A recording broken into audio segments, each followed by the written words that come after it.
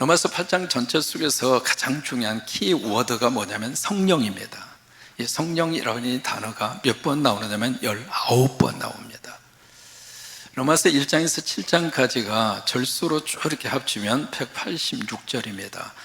그러니까 로마서 1장에서 7장까지 186절을 성령의 감동으로 기록하면서 성령이라고 하는 단어가 딱 4번 나옵니다. 그래서 로마서 8장 속에는 이 성령이라고 하는 단어가 19번 나옵니다. 그래서 성령으로 번역된 부분이 7번 나오고, 하나님의 영이라고 번역이 된 부분이 2번 나오고, 영이라고 하는 말로 번역이 된 부분이 8번 나오고, 그리고 그리스도의 영, 양자의 영으로 번역이 된 것이 2번 나옵니다. 우리말 번역에는 영이라고 되어 있습니다만은 이 영어 성경 전체는 다 똑같습니다. 대문자로서 스피릿이라고 되어 있거든요. 그리고 원래 이 헬라어 단어 자체는 퓨노마라고 그래서 성령을 의미합니다. 그래서 로마서 8장 전체 속에 지금 뭐가 흐르고 있는가? 성령이 흐르고 있습니다. 오늘 이 시간은 예배하는 가운데 우리 귀한 분야의 찬양을 통해서 성령이 우리 안에 느껴오는 거예요. 그 가사를 통해서 성령이 내 가슴을 두들겨 주는 거예요. 짧은 인생 사는 동안 슬픈 일도 많았고 기쁜 일도 많았습니다. 그런데 짧은 인생의 순간이 하나님의 은혜였습니다. 그 가사의 고백이 성령의 능력으로 우리에게 들려오는 거예요. 그러니까 성령의 역사가 여기서 시작이 된 거죠. 여러분 속에 계시는 성령님이 여러분 통해서 우리에게 고백의 찬양을 들려주신 거예요. 성령님이 이 시간 역사하여 주셔서 하나님 앞에 예배하게 하시고, 성령이 우리 가운데 하나님의 믿음의 자리로 우리를 이끌어가 주시고 있고, 그래서 우리 삶 가운데 성령의 역사가 지금 우리 가운데 함께 하시는 것처럼 바로 로마서 8장 속에 그런 하나님의 성령의 거룩한 역사가 1절에서 39절까지 흐르고 있는 것이 로마서 8장입니다.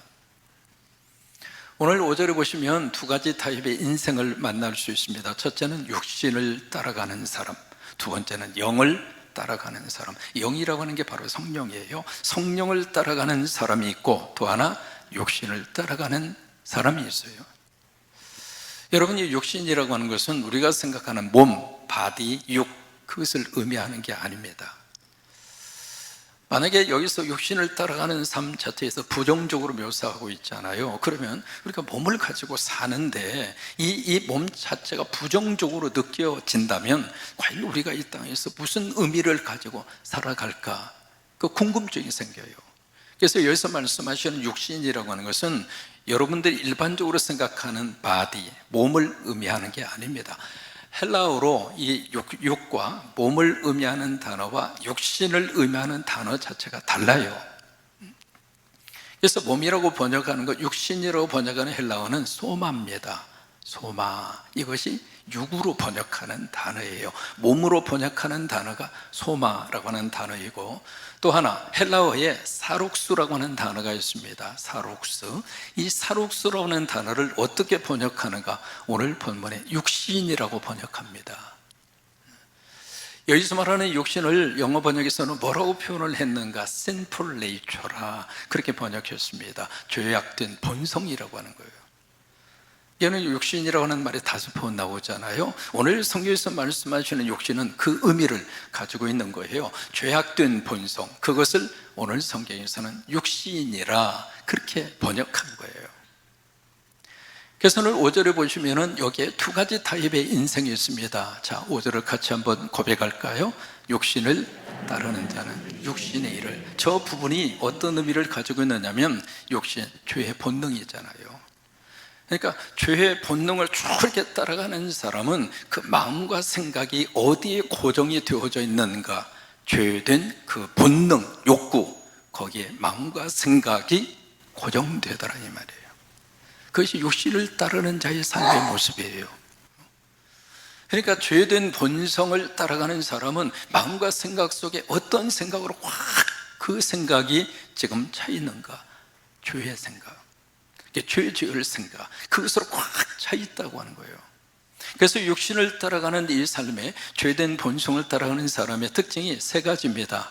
뭐냐면 완전히 죄 지을 생각, 죄에 대한 것으로 확 이렇게 차 있다 보니까 그 삶 자체가 죄의 늪지대에 빠져 있어요.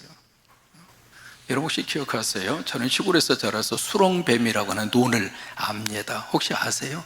수렁뱀이. 모르면 인터넷으로 찾아보세요. 이게 수렁뱀이라고 하는 논이 있어서요, 이게 발을 딱 딛죠. 이 발이 한없이 속으로 들어갑니다. 그래서 이 발을 빼기 위해서 이 발을 다시 내딛어야 되잖아요. 그럼 이 발을 또 계속 들어.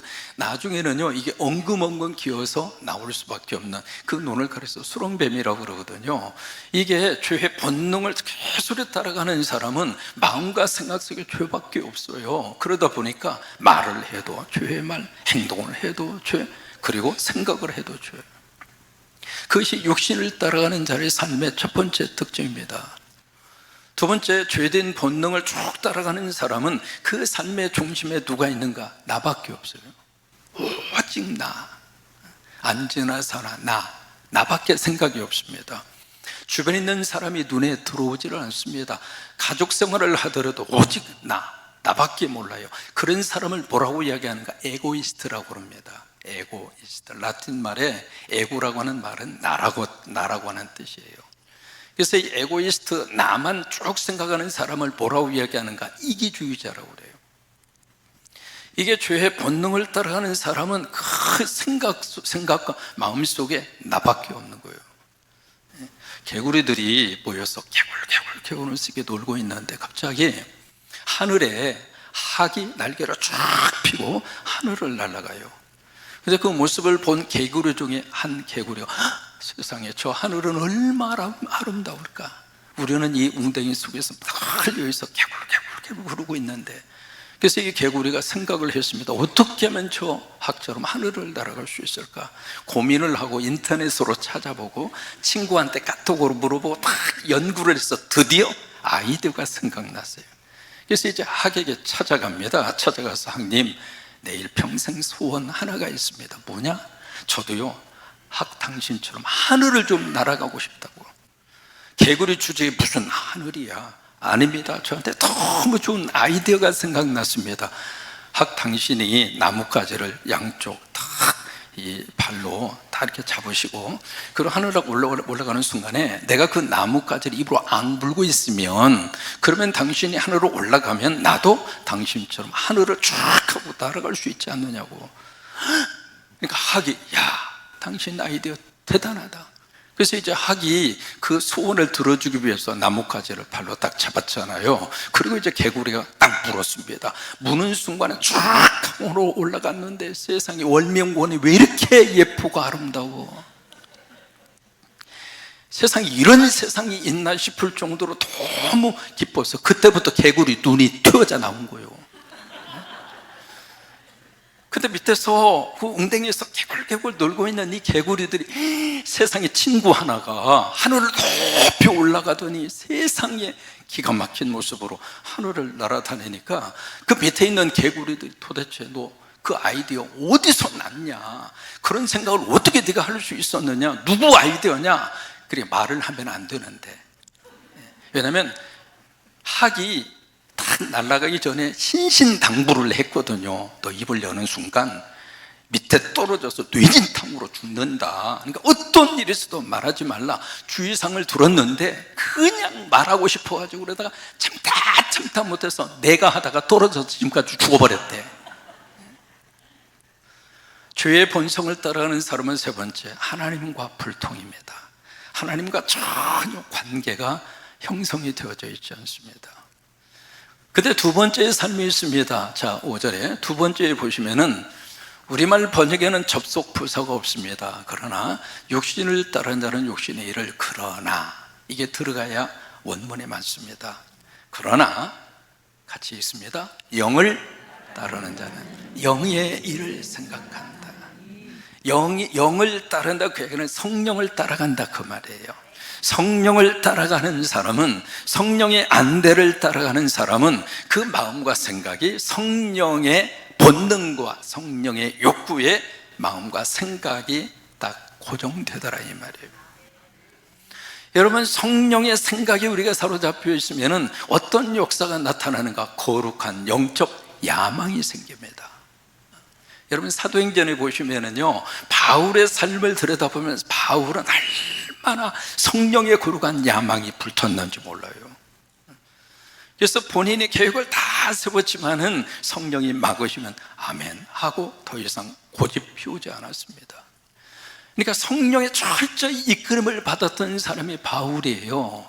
그를 통해서 하나님이 유럽 지역에 복음이 증거되게 됐고, 여러분, 우리 성광교회도 마찬가지 아닙니까?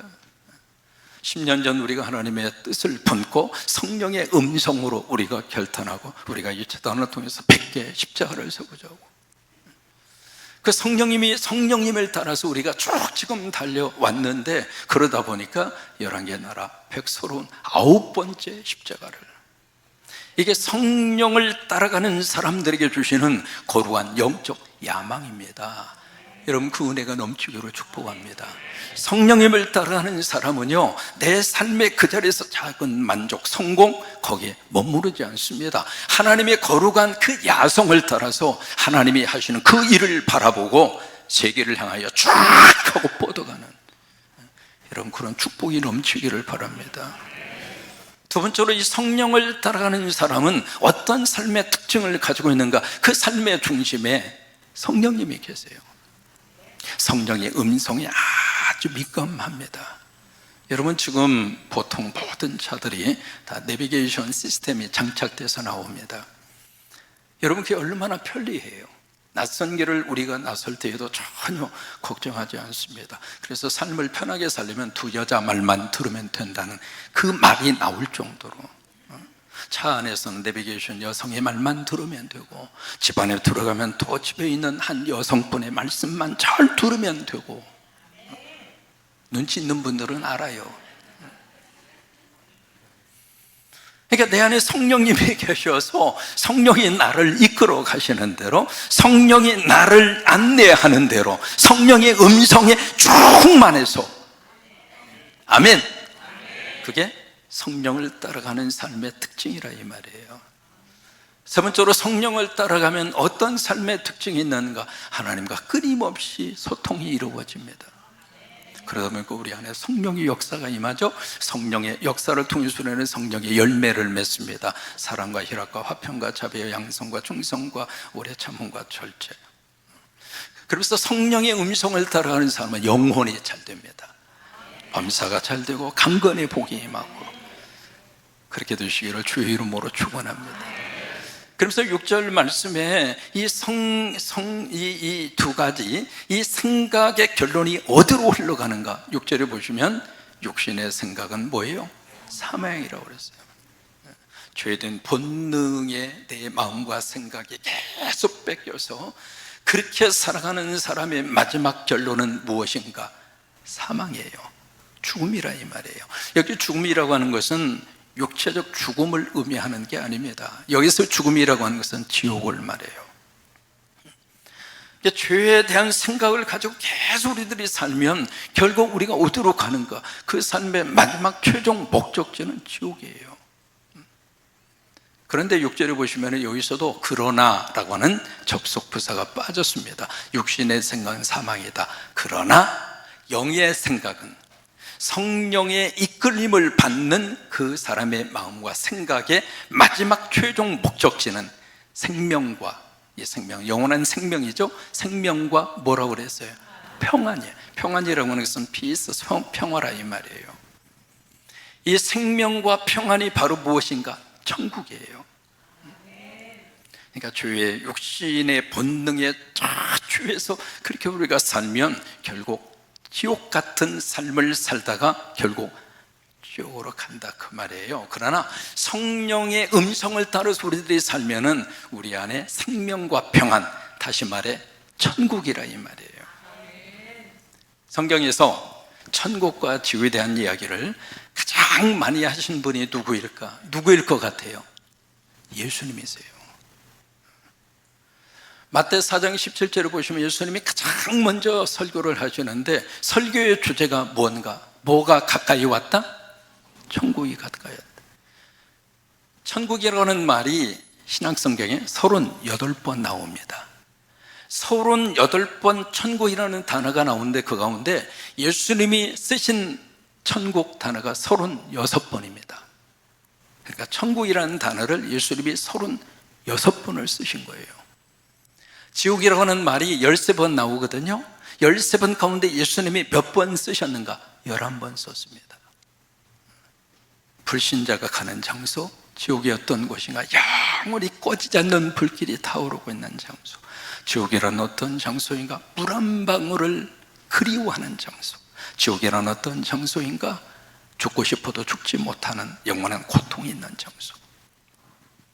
천국에 대해서도 천국이 어떤 곳이라고 하는 사실을 예수님 우리에게 잘 우리에게 표현을 해주고 있습니다. 천국이 어떤 곳인가? 하나님이 계시는 곳.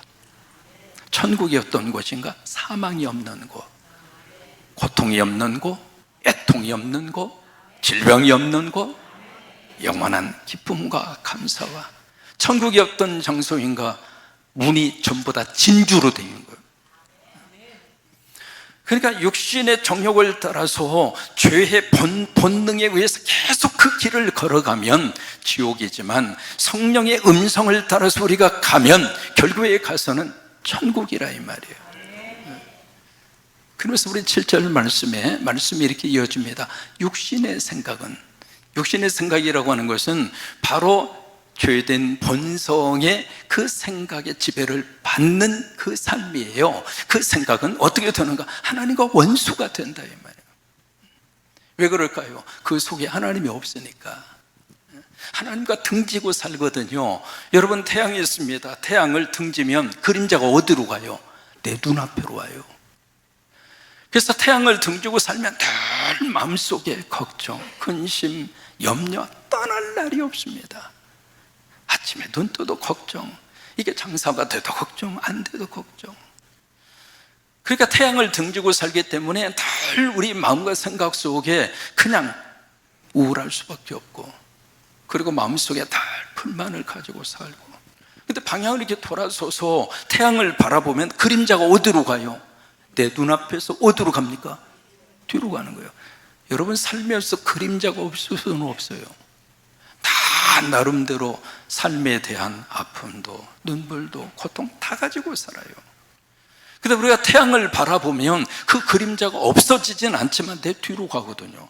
그러니까 태양을 보면서 하나님 믿으면서 늘 위로받고 살고, 거기서 희망을 가지고 살고, 하나님이 나와 함께 하시면, 하나님이 나 도와주시면 나도 인생 펴진다, 우리 자녀들도 잘 된다, 그 미래에 대한 기대와 희망을 가지고 살으니까 얼굴이 펴지지.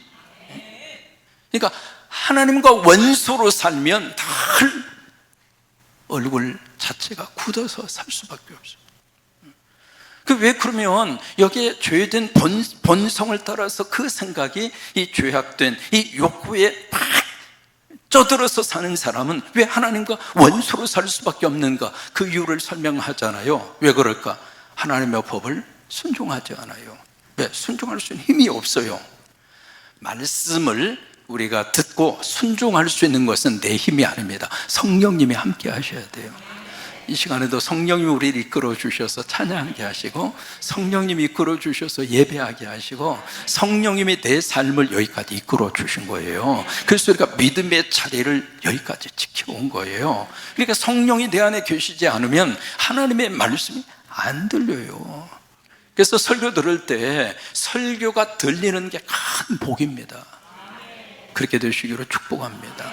설교가 들릴 때 그 설교가 내 속에 들어와서 살아 역사하셔서 내 안에 있는 질병을 다 치유하여 주시고, 내 안에 걱정과 염려를 하나님의 말씀으로 해결을 해 주시고, 하나님의 살아있는 말씀의 역사가 내 속에 들어와서 살아 꿈틀거리기 위해서는 내 안에 하나님의 영이 있어야 돼요. 하나님의 영이 없으니까 하나님의 말씀을 들어도 순종할 수도 없고, 또 하나 순종할 수 있는 능력 없다 이 말이에요. 그래서 마지막 8절이 결론입니다. 8절에 욕심이 있는 자들. 그러다 보니까 육신의 생각 속에 사로잡혀 살다 보니까 결국 육신의 삶의 그 자리에서 아예 정착하고 거기에 사는 자, 그런 자들을 육신에 있는 자다, 그렇게 말한 거예요. 그들은 하나님을 기쁘시게 못한다 이 말이에요. 그러면 우리가 여기서 질문을 하나 할 수 있습니다. 어떻게 하면 하나님을 기쁘시게 할 수 있을까? 히브리서 11장 6절 말씀, 그게 답이에요. 같이 고백합니다. 믿음이 없이는 하나님을 기쁘시게 하지 못해. 저것을 거꾸로 이야기하면 믿음이 있으면 하나님을 기쁘시게 한다 이 말. 왜 그럴까요? 내가 믿는다는 이야기는 내 안에 하나님의 아들 예수 그리스도가 내 안에 있다 이 말이에요. 그러니까 하나님 아버지가 보실 때 아들 예수 그리스도가 내 안에 있기 때문에 하나님 아버지가 우리를 보시면서 행복해 하신다 이 말이에요. 마찬가지로 하나님이 우리를 보실 때 하나님의 아들 예수 그리스도가 내 안에 있으면 하나님이 그것을 보시고 나서 하나님이 행복해 하시는 거예요. 하나님을 기쁘시게 하는 거란 말이죠. 그러면 그 믿음의 구체적 내용이 두 가지입니다. 첫째, 하나님이 살아계신다. 이게 믿음의 내용입니다. 하나님은 지금도 살아계시고 그 하나님이 나의 아버지가 되시고 그 하나님이 우리나라를 사랑하시고 우리나라를 보호하시고. 이게 이재명 정부 딱 한 달 됐습니다. 한 달이 채 아직 안 됐죠. 그렇죠? 7월 3일에 대해 한 달이잖아요. 한 달도 안 됐는데 세상에 한 사람이 바뀌었는데 대한민국에 희망이 막 솟아오르는 거예요. 앞으로 우리나라 잘 될 것 같아요. 우리나라 서민들이 어깨를 좀 필 것 같아. 이게 딱 현장에 내려와서 정책을 그 자리에서 의논하고 해결할 것을 해결하고 가려운 대로 긁어주고, 와, 하나님이 우리나라 사랑하시는 거예요. 그러니까 이게 하나님이 지금 살아계셔서 하나님이 우리나라와 함께 하시고 하나님이 우리나라를 보호하시고, 그게 믿음의 구체적 내용이에요. 그 하나님이 우리 가정을 붙잡고 계시고 그 하나님이 우리 자녀들과 함께하여 주시고 우리 자녀들을 축복하여 주시고, 여러분 그게 믿음의 내용이라고요. 두 번째, 하나님을 찾는 자들에게 상 주시는 이심을 믿어야 할지니라. 선택이 아닙니다. 그러니까 하나님을 찾으면 하나님이 우리에게 상을 줘요. 그래서 제 이름 속에 상자 들어갔잖아요. 하나님이 상을 주신다 그 말이에요. 그러니까 하나님 잘 섬기는 나라와 민족, 지금까지 하나님이 상 주셨어요. 그게 믿음의 구체적 내용입니다. 결론입니다. 우리가 예수를 먹기 전에는 육신을 따라 살았습니다. 예수를 먹기 전에는 우리는 육신, 죄의 본능에 충실해서 살았습니다. 그게 인생인 줄 알았어요. 모든 사람이 다 그렇게 사는 거라고 생각했어요. 어차피 한만한 인생, 무거운 돌멩이로 짊어지고 아침에 일어나면서 시작하면서 아유, 어떻게 하다 내 인생 이런가 가슴을 치고, 그러다 보니까 우리 민족의 가슴 속에는 한이라고 하는 단어가 구구절절 가슴 속에 애리할 정도로, 노래를 들어봐도요, 노래 자체가 전부 다 한스러워요.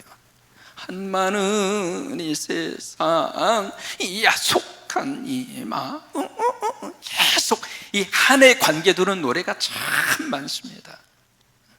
예수 먹기 전에는 그랬어요. 그러나 예수 먹으면 우리는 성령님이 함께 하세요. 예수 먹으면 성령님이 내 안에 계셔서 성령님이 내 삶을 이끌어 가시고 성령의 우리가 음성에 충실하면서 우리가 살아갈 수 있습니다. 예수 먹고 여러분 성령님 따라가셔서 성령님의 안내를 받으셔서, 그래서 아침에 딱 시작할 때 성령님 오늘도 함께 해주세요. 성령님 오늘도 도와주세요. 성령님 우리 아이들 중요한 일이 있는데 그 아이들 속에 성령님 역사하여 주세요. 성령님을 늘 인정하시고 성령님을 환영하시고 성령님과 함께 우리 김관영 장로님의 도정을 이끄시면 전북특별자치도가 이거가 됩니다. 그러니까 우리 아이디어, 우리 생각으로만 우리가 판단하고 끝나지 말고 늘 성령님을 의지하시고 성령님 도와달라고. 그게 우리가 예수 먹고 성령 안에서 사는 하나님의 거룩한 축복이에요. 그 은혜가 넘치게 되기를 주의 이름으로 축원합니다.